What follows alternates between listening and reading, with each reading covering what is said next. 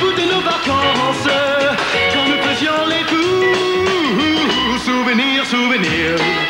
L'alpine, c'était quelque chose, ça représentait quelque chose. Sur le plan mondial, c'était dingue. On a toujours été enthousiasmés de voir les gens qui tapaient sur notre auto, même au Kenya. La première fois qu'on est allé là-bas, il est certain que sur les pistes, voir une alpine passer, les gens étaient un peu surpris, mais on s'arrêtait dans les villages, les gens étaient autour, ils appuyaient, ils voyaient que c'était du plastique.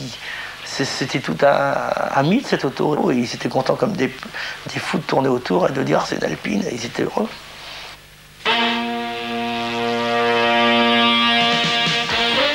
La berlinette, plus qu'une voiture, une véritable légende. Une légende qui permettra en 1973 à Alpine d'atteindre la consécration en remportant le titre de championne du monde des rallyes. Une réussite qui reflètera le tempérament exceptionnel de cette bête de course qui sacrifiait tout à l'efficacité. On n'avait pas peur de rentrer 20 ou 30 km/h plus vite dans le virage, sachant que si vraiment ça passait pas, on s'en sortirait toujours, parce que l'auto était tellement fidèle qu'on lui faisait faire un tété que comme on le voulait, on faisait tout ce qu'on voulait.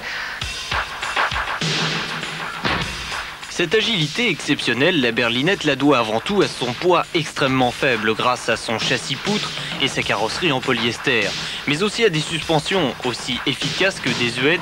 Cela peut surprendre, mais la berlinette conservera presque toute sa vie un train avant et surtout un train arrière de 4 chevaux Renault.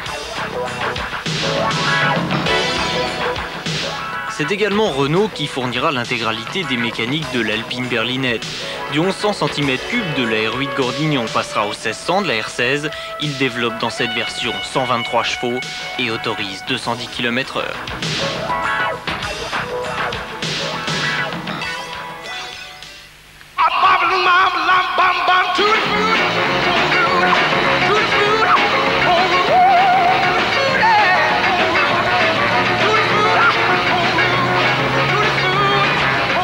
Vendue plus de 35 000 francs au début des années 70, cette berlinette 1600S n'en possédait pas moins une liste impressionnante de défauts. On peut citer dans le désordre des portes qui ferment laborieusement, une étanchéité douteuse, un manque de place critique ou encore une tenue de cap aléatoire.